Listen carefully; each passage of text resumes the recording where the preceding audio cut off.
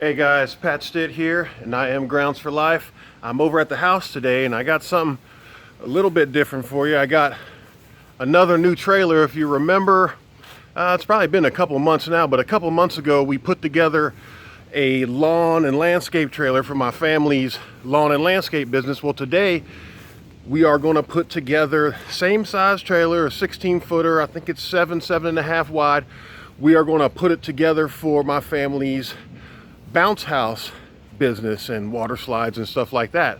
So all we're really going to do this time is add a shelf into the V-nose right here in the front of the trailer where there's a V-shaped nose.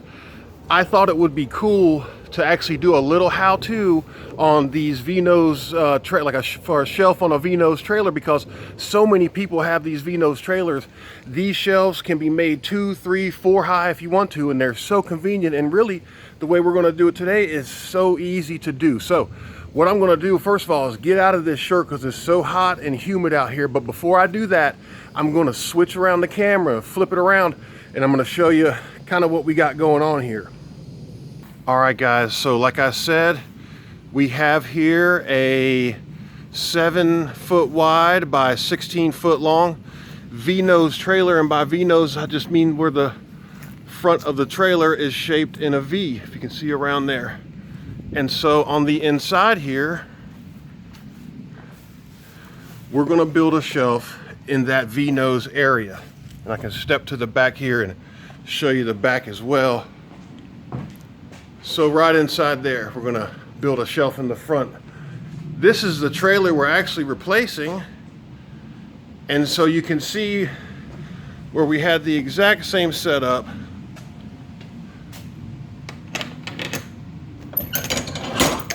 Inside of this trailer, that old shelf right there we put in a couple years ago. Now, we've done a bunch of these, and for different stuff, like how we did the lawn business last time, there's a shot of what we're about to do on this new trailer right over there. So nothing to it but to do it, so let's get at it.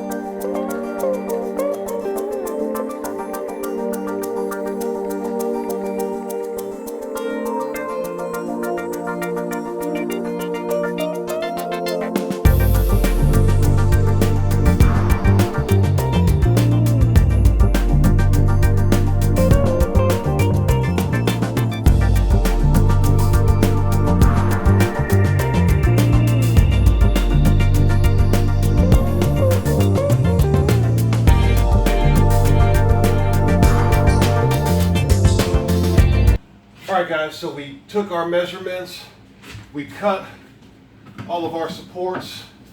They're going to sit on the wall like this. This one was at 73 3/4. This one here at 74. And then these two at 40 inches, because we really don't need to go all the way across. We're going to run those into the wall. And as you see, this will be our support. We'll run one across the front to be able to lay a piece of plywood on there and then add a lip to it. So let's keep moving.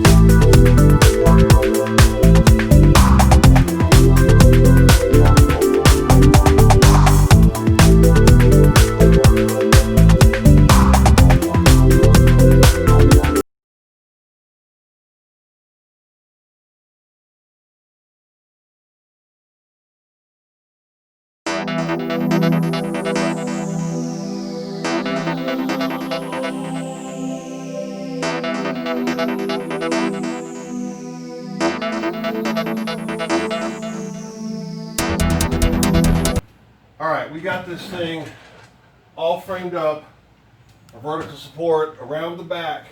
The last thing we want to do is we measured from here to over to here, and we got this thing just cut in just right where it's actually kind of hard to get in. And that's good, because what that does is just add a little bit of support to this big old trailer, and that never hurts nothing. So we're going to jam this thing in here, and then it'll be time to cut the plywood that sits on top of it.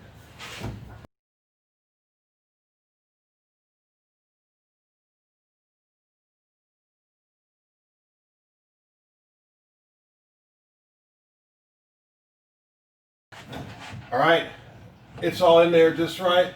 Now we're going to cut a piece of plywood in that V shape to sit right down in there, and a little lip will go across the front of that, and she'll be done.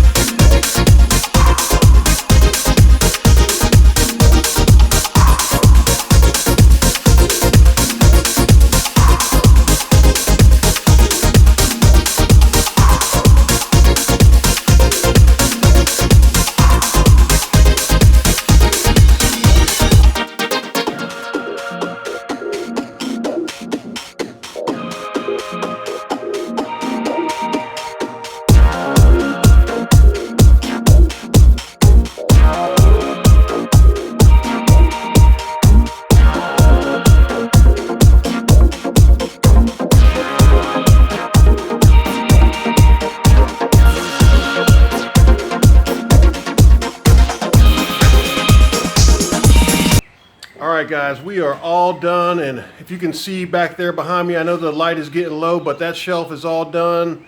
The lip is on it, and it is good to go. We got a couple other things that we're finishing up, and then we are finished. Now, I'm super excited about this trailer for the bounce house and water slide business because it's going to get a big, like a logo, like wrap type thing.